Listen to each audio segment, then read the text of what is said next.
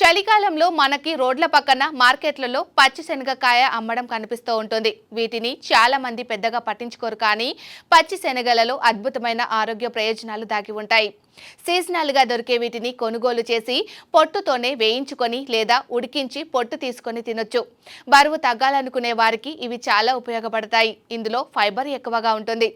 ఇవి కొన్ని తిన్నా కడుపు నిండినట్లుగా అనిపిస్తుంది. జీర్ణ సమస్య, మలబద్ధకాన్ని కూడా దూరం చేస్తుంది. పైగా ఇందులో ప్రోటీన్ ఎక్కువగా ఉంటుంది. శరీర దృఢత్వానికి ప్రోటీన్ ఎంతో అవసరం. పచ్చ శనగకాయల్లో విటమిన్ B9, పోలేటు ఉంటుంది. ఇవి తినడం వల్ల డిప్రెషన్, మానసిక ఒత్తిడి దూరం అవుతుంది.